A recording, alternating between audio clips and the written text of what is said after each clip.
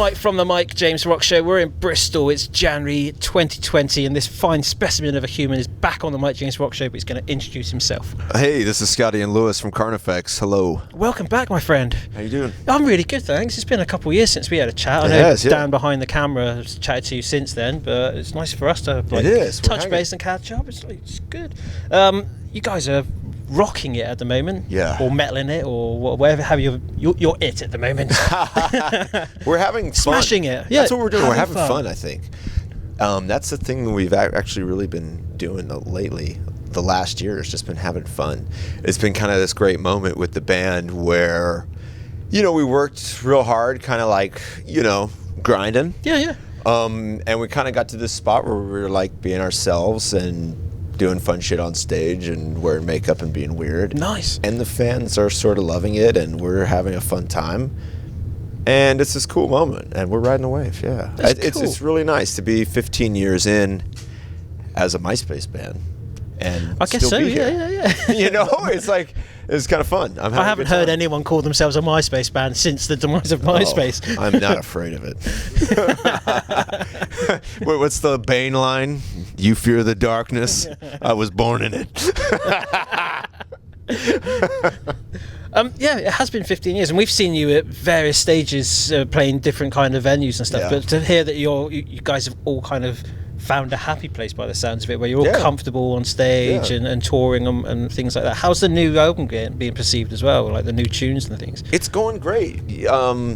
It's going great. Yeah, like the thing that we really noticed was like our streams are way up. Okay. Which is awesome, and that's like something we're still really figuring out. We were so focused on physical sales for so long. It's a lot of bands have struggled to make that transition, right? Because you get in a band, say like MySpace era, you get in a band 15 years ago, it's like, we're going to make a CD. And you tell all your friends and family, like, we've got a CD coming out, and you can buy it in the shops. And now it's like, we've got an MP3 or a stream, and you can get it on your phone. Your nan's going, what's a phone, kind of thing. It's and it completely flipped itself, hasn't it? Really, it's a different, like, you sell the product a totally different way. Like the ideas for marketing it are completely different, so like when you're trying to market something that's digital versus something that's physical, it's just like a whole different approach. So for us, we're self-managed. We don't have a manager. It's just us, and all our ideas are just us. It's like, do you have someone from outside the band that you can bounce those ideas off, though? Because if you're all in a band, and it's like, not really. No, it's just that. This is a Carnifex show, man. We've been self-managed for 2.5 years. Okay, and cuts down the overheads when you get touring around the world, I guess. Yeah. We just want to do our own thing. That's what we're like. For us, at the end of the day, what we value more than popularity is artistic freedom. Fair enough. Meaning, we don't want to be bound by popularity, like kind of golden handcuffs. Like, if we change one thing in the formula, we'll lose it all, and it's a house of cards, and we'll all, you know what I mean? Yeah. But we just want to be a band that's rooted in just artistic expression. Okay. And so I think that for us, like, really just figuring out streaming, like, organically, even though it's going to take us an album, I think World War X was the album we learned on, because we still really focused on physical for that record. We did that box. I don't know if you guys saw, we did this.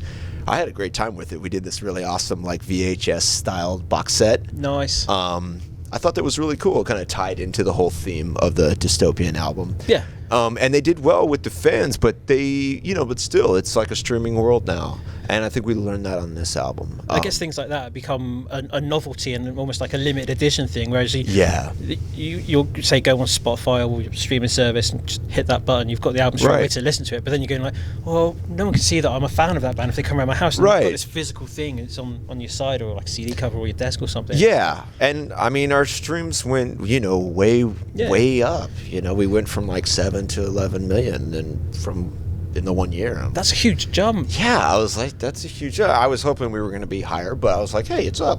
Fuck it.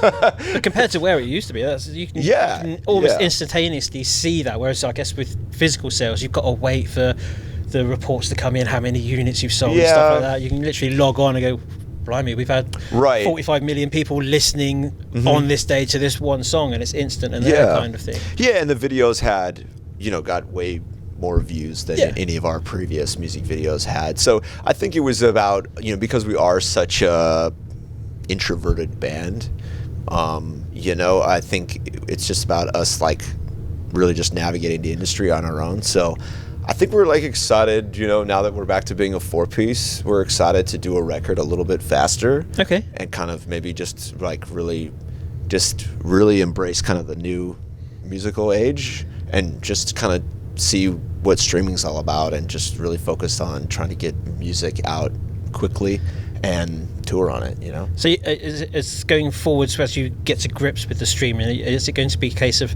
you change from releasing full albums to doing like? We waited 3 years between Slow Death and World War X. Yeah, right. Yeah. So I like, I think let's flip it. Yeah. Right. Let's get a record out in a year and a half. Yeah. And get it out streaming and just get people listening.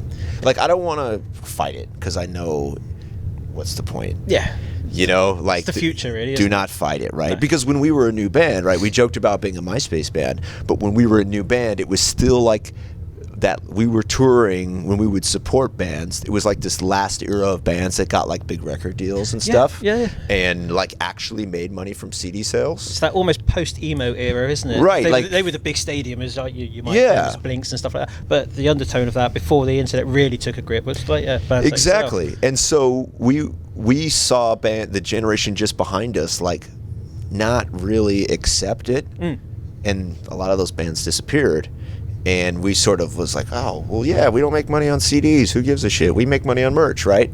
That's how all bands do it now, though. Right. And I think now, we really have to like, really practice what we preach and be like, we really don't make money on CDs, So we just need to embrace it, and that's just what we're gonna do. What's the plans for the rest of the year then? Well, we're going back to the States. We have a big co-headline tour with 3 Teeth. Nice. They're over here in a few weeks' time, actually. Yeah, and their record is fucking awesome. Yes. I hope you guys have been listening to it. I'm a fan of 3 Teeth because they're playing Bristol the same day as Steel Panther. Oh, so I think Dan's going off to do the Steel Panther, and I'm going to be pulling my teeth, man. You win again. 2 in a row. You heard it here. Yeah, 3 Teeth is fucking awesome. I love that. They toured with Horror as well recently. Yeah. I was like, if only they had done that gig here, man. Yeah, they did a Ghostman tour recently too, and like that's our whole thing is like that spring tour we're doing in the States is there's no deathcore bands on it.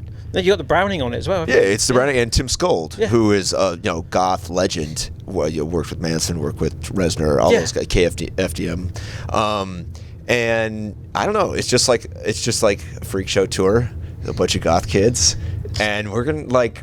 And you're just gonna decimate them. Yeah, but like it's gonna be fun. I think we kind of had to fight to make the tour happen. Like luckily, 3 Teeth is from LA. We're both from the same area, and we have a lot of mutual friends. Yeah. And we weren't afraid of doing something different.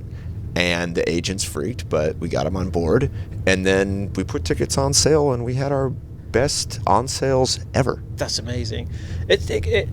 We're talking. I can't remember who it was. We were talking to someone either just before Christmas or just after Christmas, and they were saying that bands nowadays, you get the packages that are put together by bigger companies. That it's 3 or 4 bands of the same kind of style, but the packages that seem to really hit home with the fans is the ones where you have got 3 or 4 different genres all coming together to have a party tour, and you can go, instead of you going with your mates because you're into one band, you can go, well, I'm not into that band, but I can go and see like 3 Teeth, or I can go see Carnifex. Exactly. I'll stand at the back and watch them and maybe appreciate X band, but I'll be down the front for this band and then back for the next band, and I'll discover new music. And it's the variety is the spice of life, basically, isn't it? And I'd love to get away from love and hate.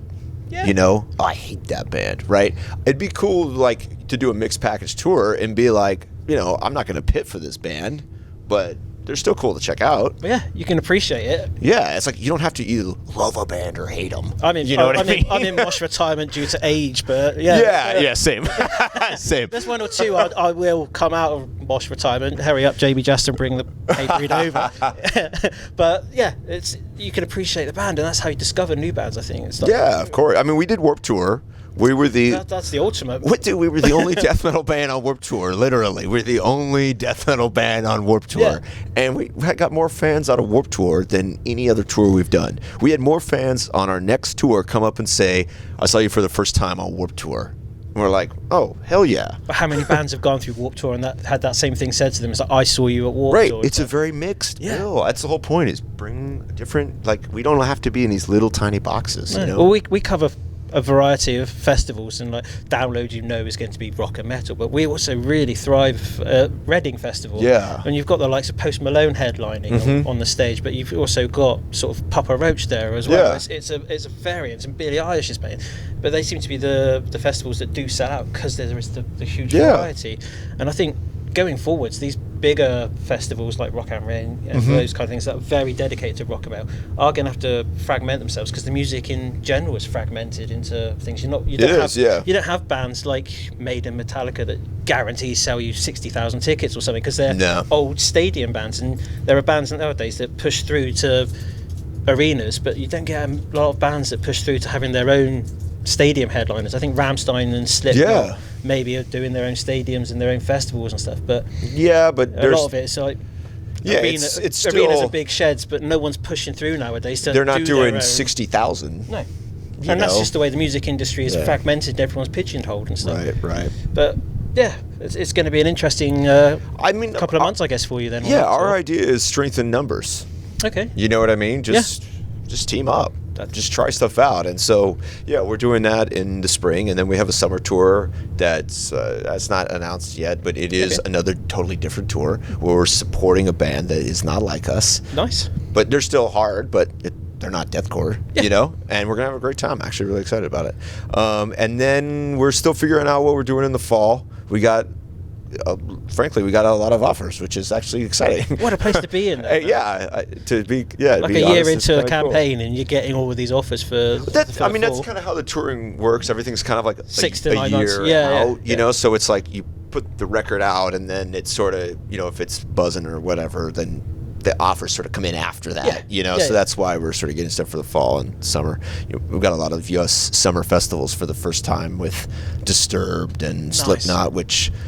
That's a breakthrough for us. Yeah. Like we the U.S. summer festival circuits, other than like, Slipknot, they don't really have extreme bands on.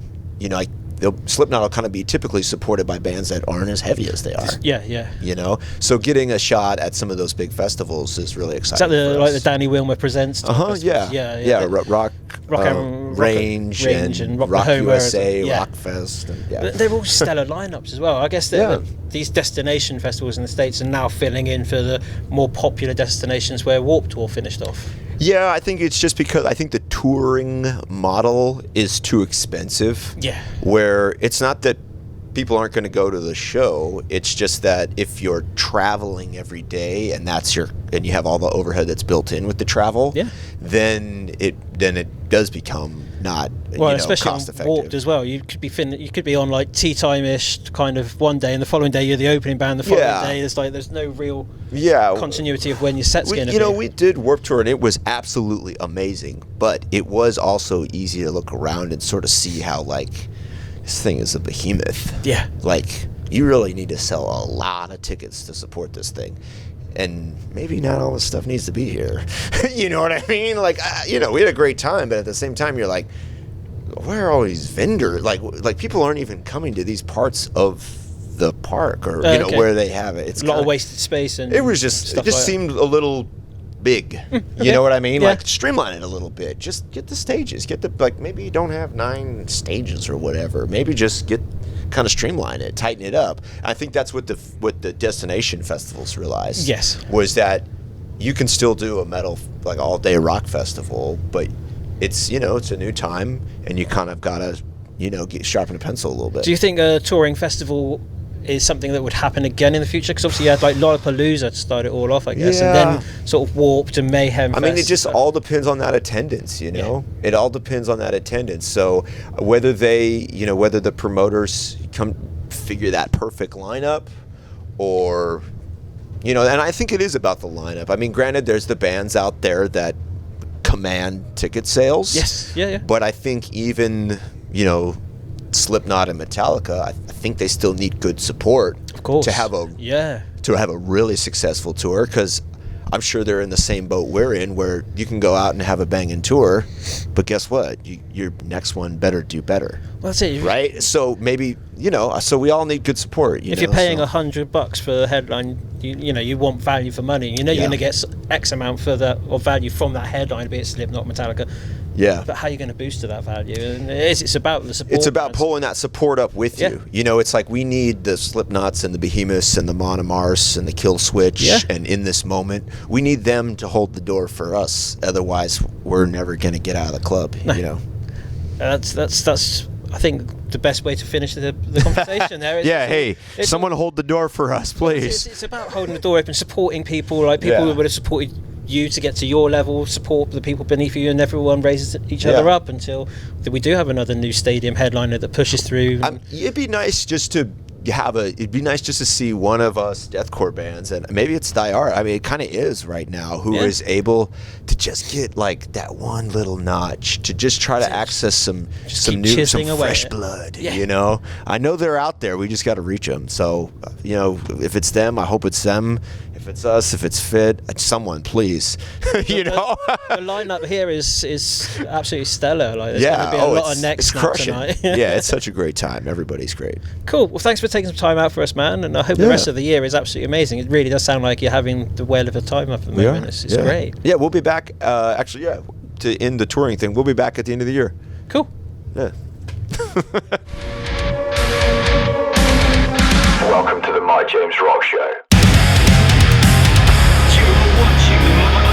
Rock Show.